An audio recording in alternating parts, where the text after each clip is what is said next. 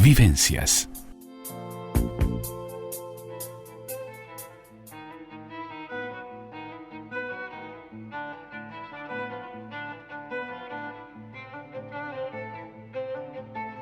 Mano a mano y sin diván.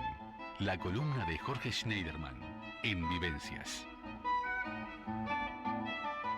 Ya tenemos a Jorge Schneiderman en línea para hoy invitarnos a tomar conciencia de nuestra propia identidad, de ese relato identitario de los uruguayos que seguramente vamos a ir descubriendo a través de esta columna esa relación que existe con nuestra identidad, con nuestras creencias, con nuestras costumbres y también con la pertenencia a nuestra comunidad. Muy buenas tardes, Jorge, muy bienvenido. Bueno, muchísimas gracias. Muchísimas gracias, Andrea. Bueno, un gusto realmente retomar el contacto contigo, con la audiencia. Y hoy, precisamente, en torno a un tema que hace justamente a ese sentimiento de pertenencia al que recién aludiste, ¿verdad? Uh-huh.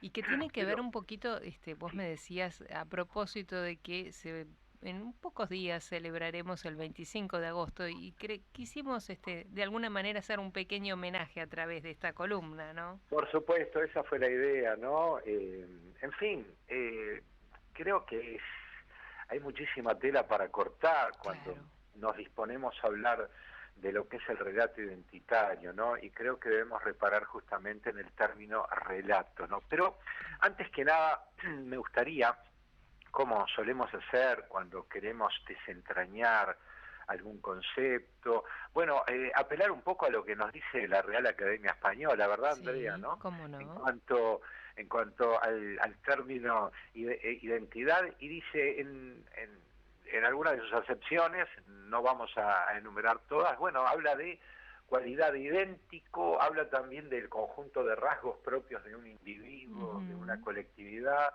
que los caracterizan frente a los demás, y también nos dice que, bueno, que es la conciencia que una persona o colectividad tiene o forja de ser ella misma y diferente a los demás, ¿verdad? Claro. En fin, la identidad, Andrea, entiendo que no se sustancia en un constructo rígido, estático, monolítico e inalterable al incesante devenir del tiempo. Yo entiendo que se trata de un relato en permanente construcción, ¿no? Claro. A la vez vertebrador y articulador de memorias, tradiciones, creencias, mitos e historias, sí, que son a su vez constitutivas de un nosotros, ¿no? Claro. Y ahí vamos encaminándonos hacia esa construcción del ser nacional, de ese sentimiento que nos hace sentir arte y parte de un colectivo. Claro, claro. Y que bien tenés razón lo que decís, de alguna manera lo vamos construyendo y se van sumando otros a esta construcción, ¿no? Y seguramente muchos de los oyentes y a nosotros mismos nos puede haber pasado que el hecho de pronto irnos a vivir a otro país igual este relato identitario no se mantiene, al revés, es como que se hace más presente, me parece, ¿no? Por supuesto, porque de hecho creo que no se trata de una suerte de caja negra o de inventario inalterable al paso del tiempo. Nosotros podemos, a través de los procesos de aculturación o inculturación, de repente radicarnos en otro medio, en otro país, cuya cultura de repente dista mucho de asimilarse a la nuestra, sin embargo, son constitutivos, lo que no implica que no sean dinámicos, ¿verdad? Claro. O sea, en torno a un mismo sentimiento va ese relato, se va nutriendo de nuevos elementos, ¿no? Vos imaginate cómo tomaban el mate nuestros ancestros, los gauchos, hace 200 años. Vos imaginate, hoy por hoy un gaucho es trasladado a través de, vaya a saber, no sé, alguna suerte digamos, de dónde la traslocación y aparecer 200 años después caminando por 18 de julio Sí, y ver sí. gente que está tomando mate en un mate de silicona, Claro, sí, obviamente. sí, sí, se reiría mucho y con un termo, cosa que también Con por un ahí, por aquel entonces no existía, ¿no? termo y estaría buscando por todos lados dónde está el brasero donde la gente calienta el agua. Sí, sí, O sí. sea, dentro de un mismo rasgo, dentro de, digamos, un mismo elemento Ujú. identitario, eso es dinámico, va variando, lo mismo que el fútbol, lo mismo que las formas de hacer el asado, por enumerar algunas otras, ¿no? Claro. Ahora, yo entiendo también que ese criterio esencialista, si pensáramos que la, la identidad es algo que ya está, es algo estático, algo que nos define como si fuera una especie de hoja de ruta inamovible, Ujú. yo creo que si apuntaríamos a eso, estaríamos frente a una mirada esencialista, como que hubiera una esencia y como que nada podría incorporarse o generar cambios en nuestra concepción identitaria, ¿verdad? Claro. Entonces, creo que es bien importante, ¿no?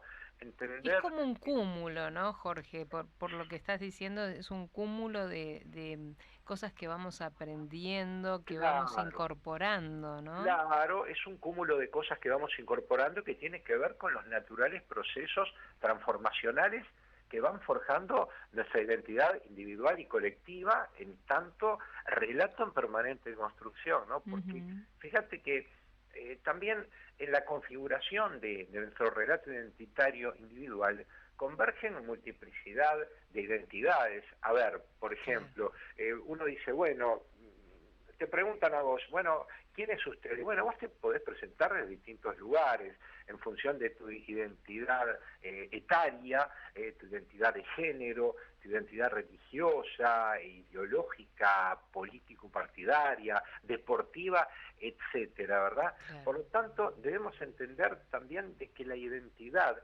individual y colectiva hay que comprenderla desde una perspectiva, podríamos decir, hasta poliédrica, ¿no? ¿Ya? Ujú. Tiene un montón de facetas, ninguna de las cuales, obviamente, está sujeta a una especie de encorsetamiento. Se va Claro. moldeando y se va, digamos, forjando en la fragua del tiempo. Ujú. Ahora, en cuanto al tema que hoy nos convoca, Andrea, creo que es preciso señalar que nuestra identidad nacional, a diferencia del resto de los países, podríamos decir, incluso iberoamericanos, o sea, se ha acrisolado a partir del aporte multicultural de, bueno, de oleadas migratorias Claro. que arribaron a nuestras costas mayoritariamente desde Europa, África y Ujú. algunos países del cercano oriente, ¿no? Muy a nuestro pesar, te diría, y esto es algo creo que a todos nos acongoja, a todos los uruguayos, ¿no? Los últimos descendientes de los pueblos originarios fueron literalmente masacrados en los albores de la vida institucional uruguaya, ¿no? Luego de Ujú. haber, tristemente, ¿no? Esto realmente es muy triste, ¿no? Luego de haber peleado codo con codo junto a Artigas, ¿no? Claro. Infaustamente, qué sé yo, se les masacró como nación en Salsipuedes, en tanto un puñado de charrúas que logró sobrevivir, bueno, fue deplorablemente trasladado cual mercancía a Europa para ser exhibidos, ¿no? O sea, y Claro. paradójicamente, ¿no? Y esto también tiene que ver con nuestra identidad, es paradójico como es de público conocimiento, tenemos un estadio de fútbol que se llama Estadio Charrúa, ¿no? Que se Ujú. encuentra emplazado nada más y nada menos que en el mismísimo corazón del Parque Rivera, ¿no? Claro. Algo así como si en México a alguien se le hubiera ocurrido, qué sé yo, construir el Estadio Azteca en un parque denominado Hernán Cortés, más o menos, ¿no? Claro, tal Pero cual. bueno, es... Son cosas que van sucediendo en nuestra historia para analizar. Jorge, tengo que hacer una brevísima Por pausa favor, por favor. y continuamos con este relato identitario que tenemos tanto todavía para compartir. Por supuesto.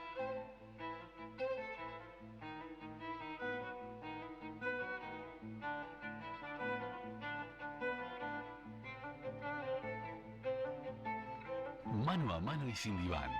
La columna de Jorge Schneiderman en Vivencias. Continuamos, Jorge. Tenemos acá un mensaje de un oyente, de Javier de Minas, que nos pregunta, dice, buenas tardes, Andrea y Jorge.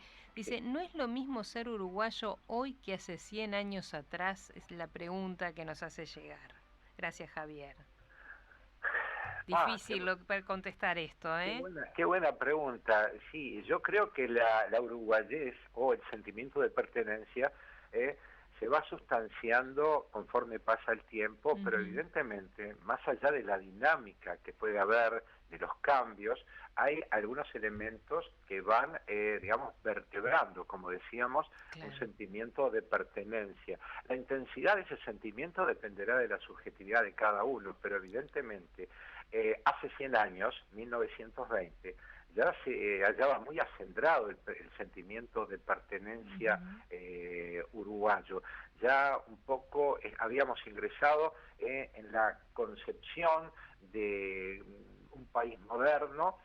El concepto de Uruguay comenzaba de a poco a prevalecer sobre el concepto de oriental, ¿verdad? Claro. Se fue estructurando conforme pasó el tiempo, desde todas las gestas emancipadoras hasta 1920, bueno, una serie de cambios que evidentemente hacían a la consolidación de un sentimiento de pertenencia uruguayo, obviamente con otros elementos que por ahí hoy no están presentes.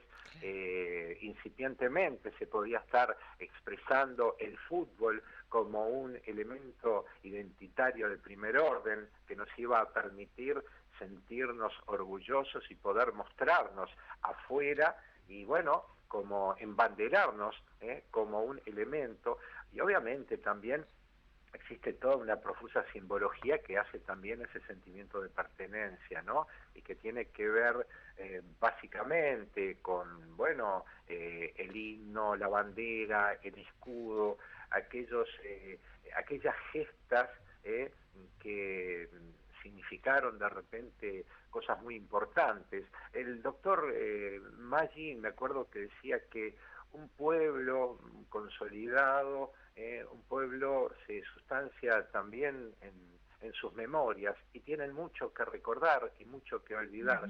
Cuando ya un pueblo tiene mucho que olvidar y mucho que recordar, sin duda ya empezamos a hablar de la existencia de un relato identitario muy sustancioso, ¿no?